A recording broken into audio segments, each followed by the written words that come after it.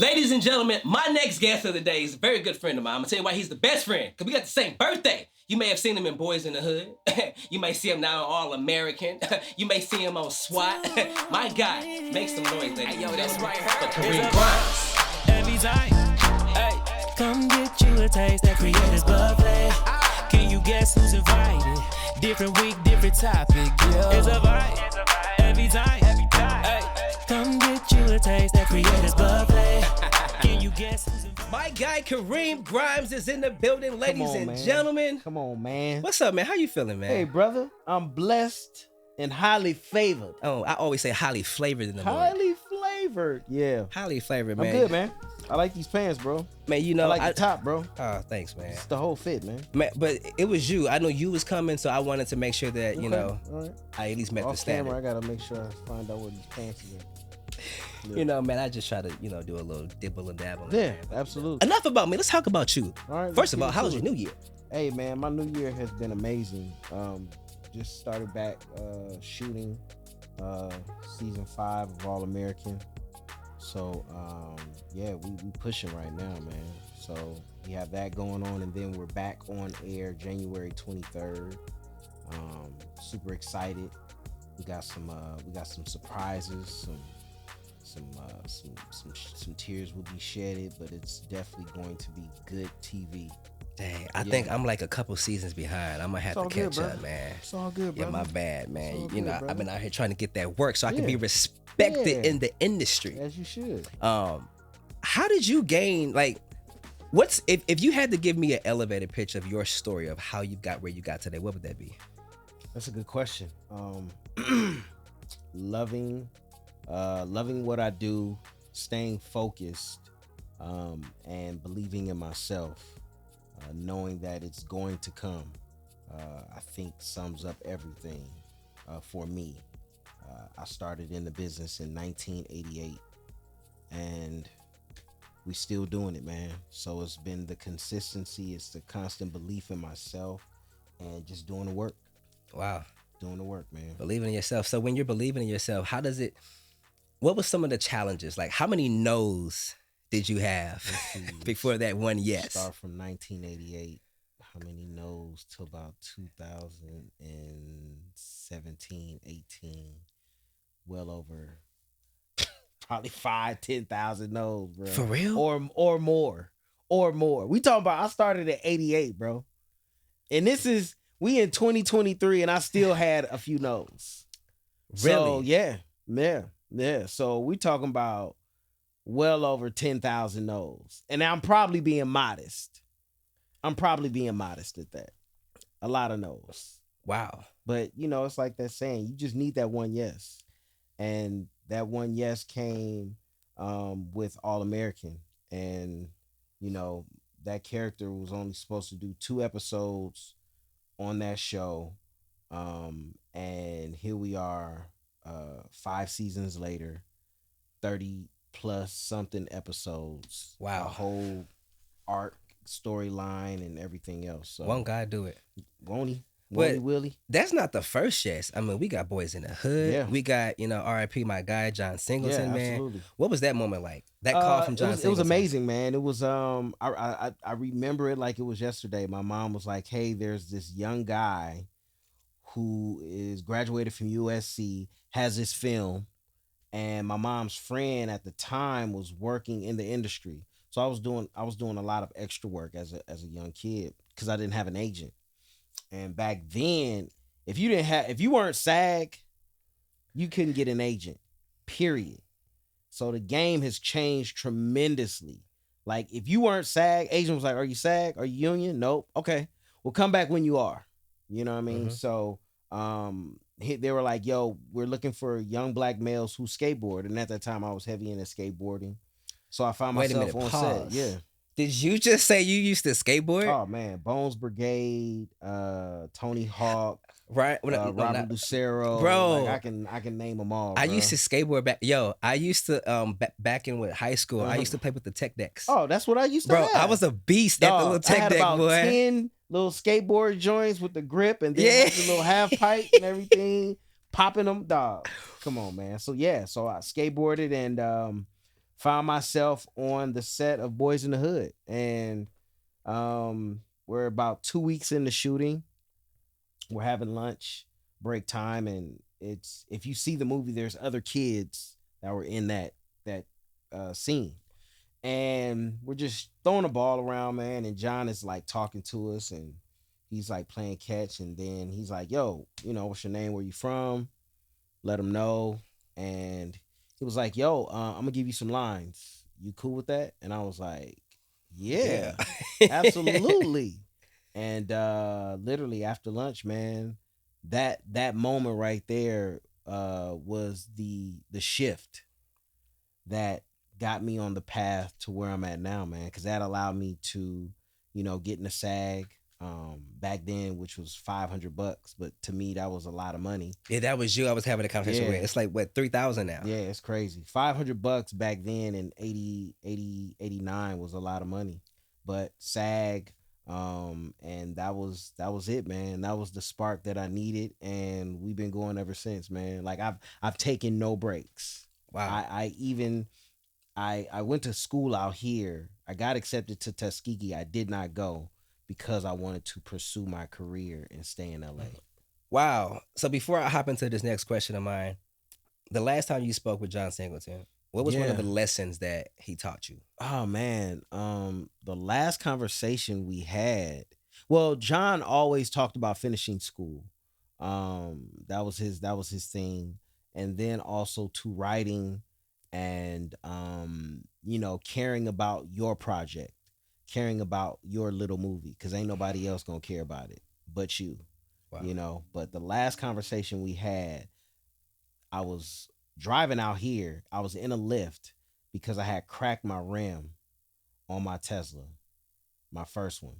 And he called me out the blue, bro, and was like, "Yo, I'm proud of you," because he saw the mule with Clint Eastwood. And he was like, "Yo, I can't believe." He was like, "Man, you did a movie with Clint Eastwood, man." He was like, "I'm so proud of you." And the whole nine. And I was like, "Thanks, man," because I hadn't really talked to. The last time I really hung out with John, it was the first season of Snowfall.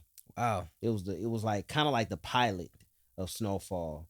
And but he called me, congratulated me, and he was talking about the next movie he was going to do was the Emmett Till story, and he was telling me that he wanted me to be a part of it, and he was just kind of giving me insight on Emmett Till, and kind of like what went on, which I did not know. But that was our last conversation. And I'll never forget it, man. He was just like, "Yo, I'm proud of you," and the whole nine. And a little bit of me was happy, but a little bit was kind of salty because I was like, "What's up with me on Snowfall?" And he was like, "Wait, well, let me get through this first season and this and that." And I was like, "Oh, whatever." So by that time, I ended up getting All American. That was Wow. 2017, and but yeah, it was a blessing, man. That's Blessing. dope, man. Yeah. Why do you think John, how did he gain respect for you? Like, who were you at that time to be able to gain that amount of respect, to be able to be where you are now? Man, I think I was just a 13-year-old kid who was just happy to be on set, man. And he saw something in me. He could have given any kid on that set who was an extra lines, but he gave me lines. You know what I mean? So he saw something in me, but also too, I think it was just divine timing. It was God's timing. Mm, It facts. was God's timing, bro. You know what I mean? Like I said, there were other kids. He could have been like, "Yo, say these lines, say these lines," but it was me, man. And I think just being me, man, just showing up as me. He saw that, and once he did that, we just kind of kept in contact. Mm. And I always hound John. Like I think every movie he did that was shot in LA, I was probably on the set. Wow. Like, "Yo, John, what's up? What's up?" He was like, "Finish school, finish school, finish school." I'm like, "Oh my gosh, man!" So when I did, because he stayed in the same neighborhood, and my mom saw him, and he was like, "Tell Kareem to holler at me." And I hollered at him, and I met him in Lamert Park, and this is when he was getting ready, pre-production for Baby Boy. That's crazy. So when I tell you I've touched every aspect of filmmaking, from production to, you know, every component in making a film, I was a part of. Wow. You know, I was the camera guy. I was doing reading with casting with Kim Harden. I saw everybody. You know what I mean? The footage that you see of Tyrese and Taraji audition, that's me That's me filming that. Let me find out. Yeah. So any videos that you see of Taraji and Tyrese to audition, that's me behind the camera. When John gave Taraji the role of Yvette. Wait, is this an exclusive right now? Yeah, it's definitely exclusive. This is an exclusive right now? Yeah. So that is me behind the camera. You know, I'm gonna say it here. I was part of the reason for Pimp Juice in the movie. The saying Pimp Juice. Mhm. Yeah. I got that from my boy Cliff Love. And then I went back to set and was like Pimp Juice, and John fell out, and then Tyrese was around, and then that's how Pimp Juice got in Baby Boy. Wow. I met John. I got to kick it with John one time. I was at Jamie Foxx's 50th birthday party at was it Universal or Warner Brothers Studio? Paramount. Yeah, at Paramount. I was there. I don't think I was see you there? I know. We didn't know each other. Oh, we didn't. Wow. I was there. It was me. I have that picture because it was me and Karima. I have it in my phone. Oh yeah, because you know you need that. you couldn't have your cell phone, but I found a way to take mine out the bag. Don't be mad, Fox. I took mine out the phone and I recorded because remember he had Ice Cube there. Yeah, he had I think it was Mace, Snoop. Everybody was there. What's funny? I have a video with John that night. Oh, dope! I had to pull it out like my guy, and yeah, you know John's just he's so cool and chill. Yeah, man. Yeah, absolutely. We had a conversation the other day. Yeah, and it's just I love the respect that you've gained in the industry. What's the difference between an actor, a seasoned actor, and an influencer that comes into the game acting? Oh, that's like apples and oranges. That's oil and water, bro. It's two different things. Whew. You know what I'm saying? An actor has a foundation who's put work in, who's put those hours in. You know, Malcolm Gladwell, the 10,000 hours, the tipping point. That's what an actor does. He works on his craft every day. You know what I'm saying? Whether it's, you know, breaking down the script, knowing your angles, all those things. An influencer is somebody that just picks up a phone and you just talking. And for me, I don't, you know, you are who you are, but any influencer can't hold my last year's draws in a scene with me. And that's facts.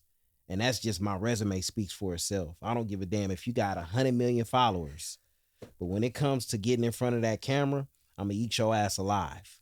And I'm not going to be sorry about it either. Woo!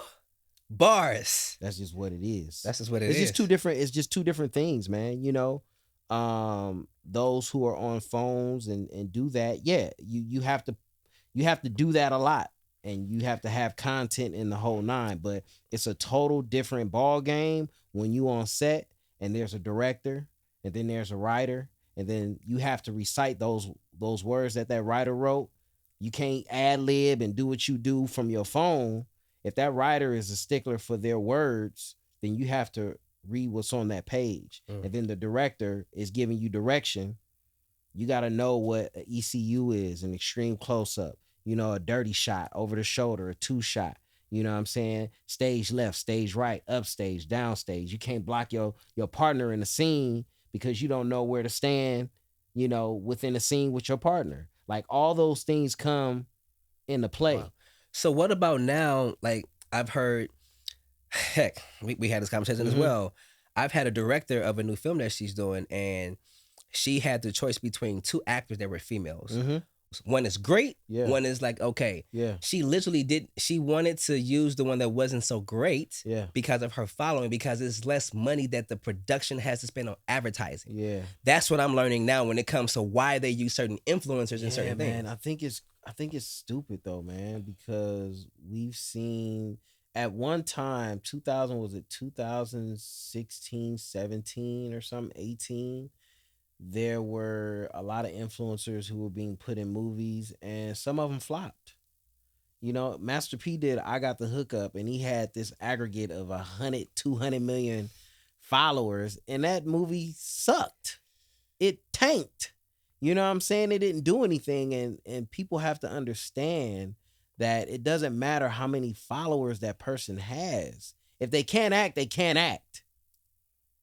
And at the end of the day, your name is on that project to say, hey, well, you casted this person. So now they looking at you crazy. Like, well, okay. Look at Jonathan Majors, who I truly respect, and Michael B. Jordan.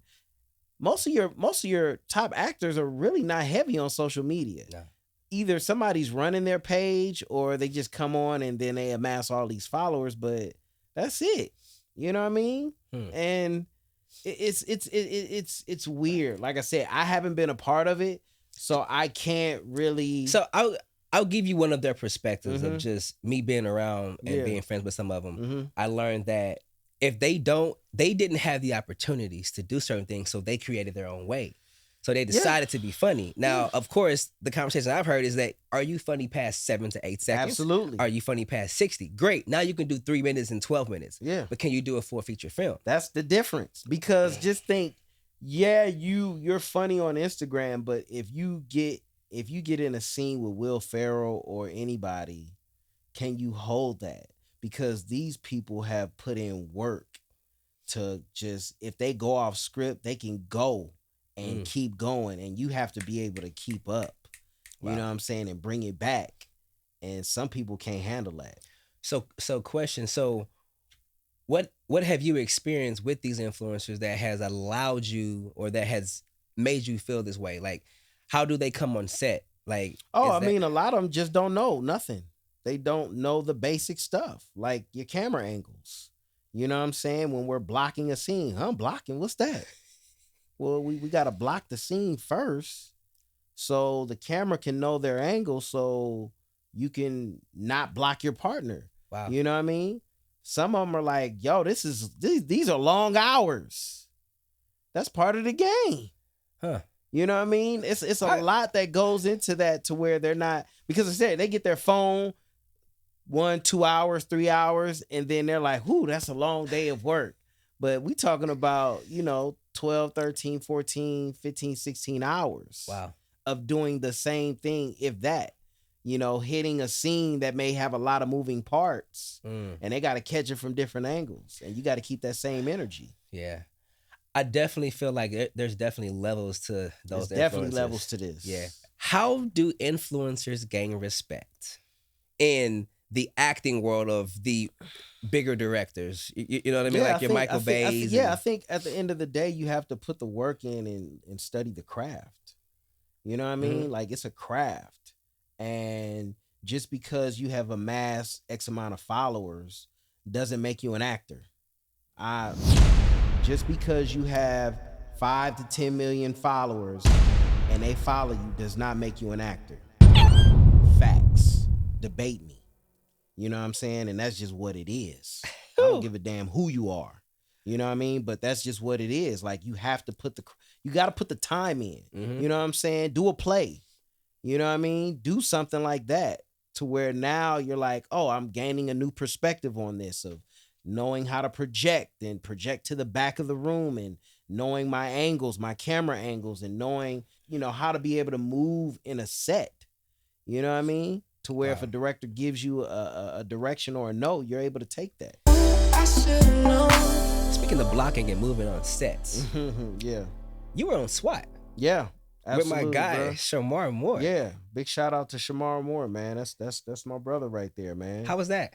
It was amazing, man. I was a fan of Shamar Moore's just, because my mama and aunties and and aunties and cousins, and watching him on soap operas.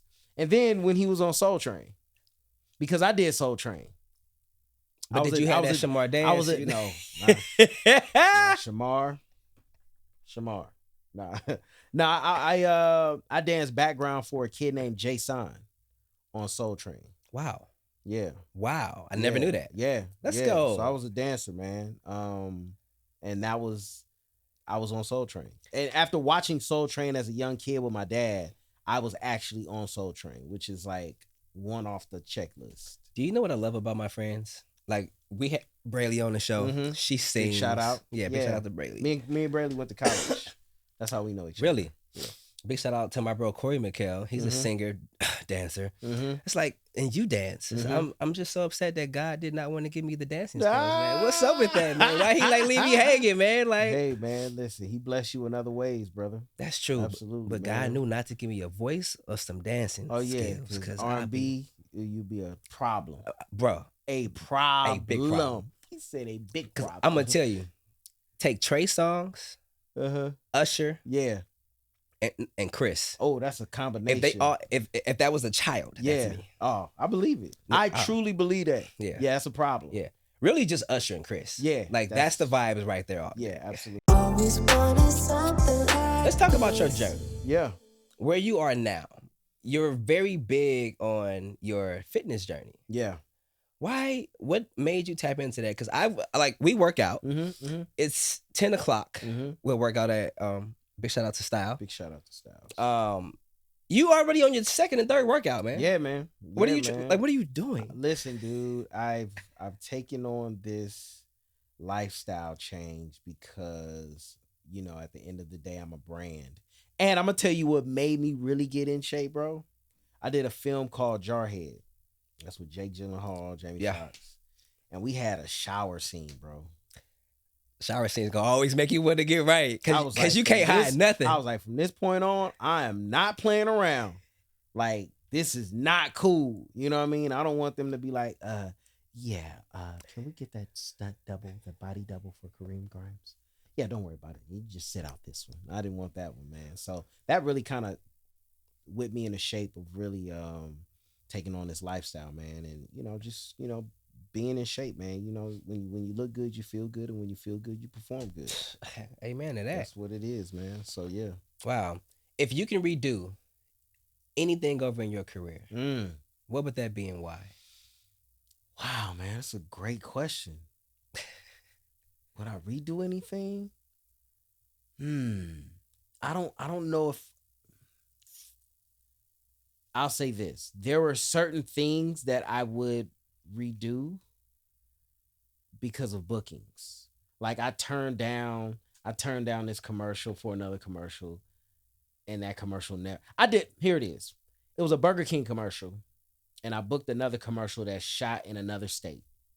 And I always said, man, I want to be able to shoot a commercial out of state or whatever. But the Burger King commercial is Burger King. You thinking national, the whole nine. It was like a 3-day shoot for a commercial, which you know is like a bunch of spots. Facts. And it was the premise is for something I didn't know how to dance. So I was going to these different dance classes. So you are like me. Or you were. Listen, to them, I was not a dancer.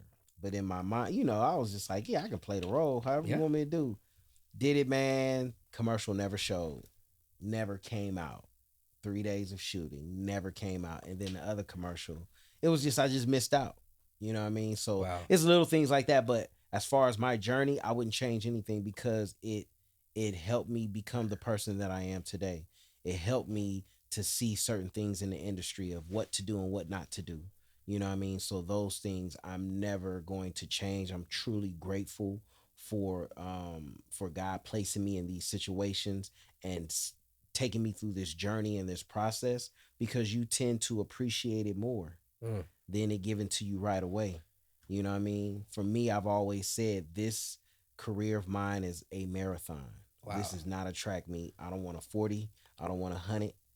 I want longevity in this business. So that's how I treat this business.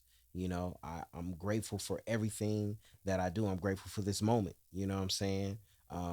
So that's how I approach it. If it was given to me, or if I wanted to change certain things, I'd probably be a different person. Wow. How does one lose respect in this industry? Not being grateful. You know what I mean? Disrespecting the craft. You know, not showing up prepared. The simple things of being nice. You know That seems to be saying? hard for a lot of people right now. Like being nice to people, man. You know, that is, I think, is a long forgotten just part of just being a human is just being nice, whether the person is below the line or above the line. Below the line is production assistants, grips and things of that nature. Above the line, director, producers, writers, things that people should know if you get into the business. It's those things like that, being nice to everybody, because you never know where that person is going to be in the next 5 to 10 years. There's a young lady who was a PA on All American, and she is now a writer on Homecoming. Like, she was a PA literally season 4 of All American. She is now a writer on Homecoming. Wow. And this was just last year. You know what I mean? I just ran into her yesterday. This was just last year. So just think, if I was just a jackass to her, you know what I mean? It's Because over. people talk, man. And that's the thing that a lot of people don't understand, is that, once again, it doesn't matter how many followers you have. If you're an asshole, if you're a jackass to people, that travels. Bad news travels fast.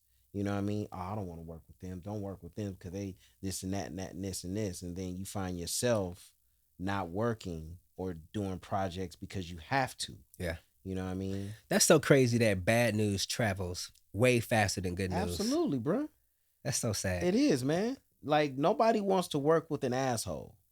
Nobody. I don't care how talented you are. Facts. You know what I mean? It's a headache. You know what I mean? So, I think that's how you you lose respect, is not being true to yourself, not respecting the craft, and not respecting people in general. People have feelings. Everybody's human. We all put on our pants and we all have a job to do. So it doesn't matter if you're number 1 on a call sheet or number 50 on a call sheet. You have to treat everybody with respect. Wow. How does one what would you tell your younger self that wanted to hop into this industry right now? In today, 2023. Ooh-wee. Patience, and not to get caught up in what you see on social media, because everybody on social media will give you the whole good vibe. They'll give you the good side of it. Oh, we here, we on the PJ, we got this on, we in the G-Wagon, or we in the Tessie, or we in this, you know what I mean? And not knowing, like, some of that, like 99.9% of the stuff that you see on social media is 57 fake, is what I say. You know what I mean? What's so funny, it's not real. So it's so true. Up.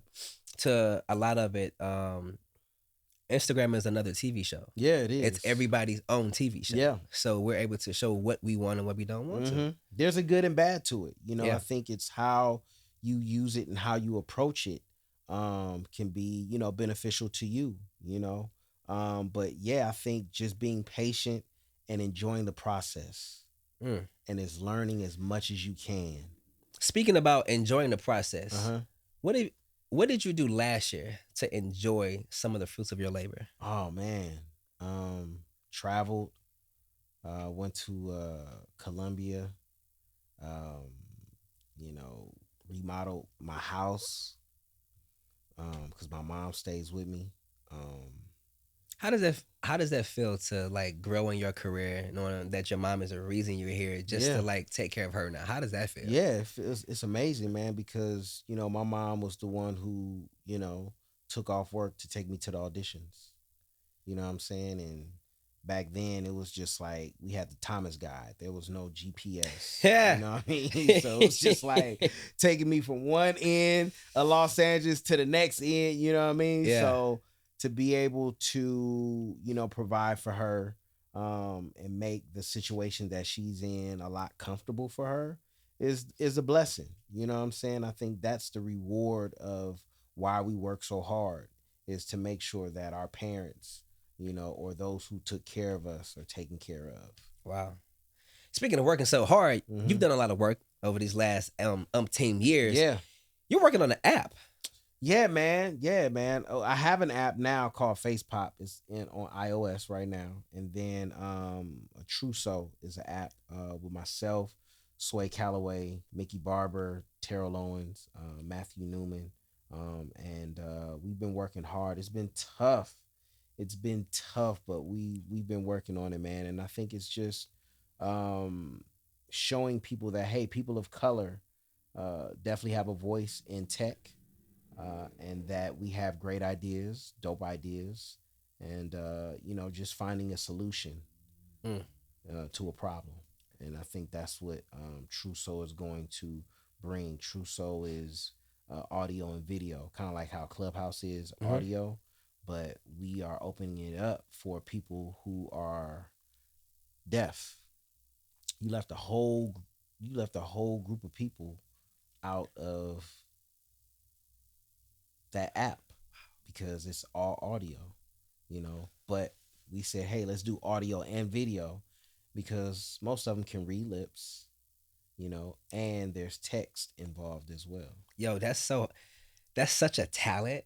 Yeah. Like, yo, like to be able to just sit here and be able to read lips. But I Yeah. guess when you can't exercise any other muscles, that's all you have. Yeah. So we're giving them an opportunity, man. You just left a whole group of people out. And then on top of that, it was like you have to have an iOS.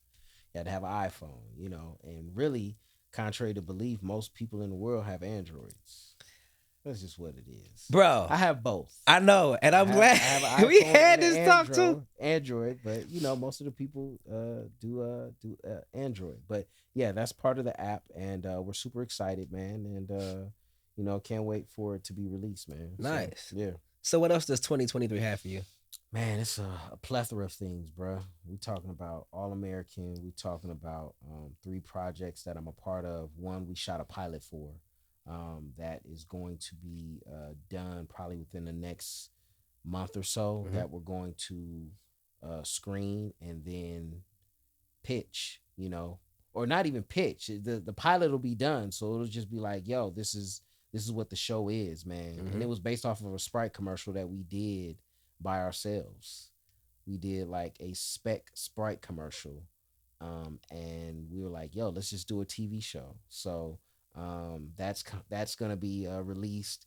Then I have a dance docu series I was telling you Let's about. go. Oh yeah, A yeah. dance docu series that I'm working on. I'm EPing that, and then a sitcom script. So these are personal projects of mine.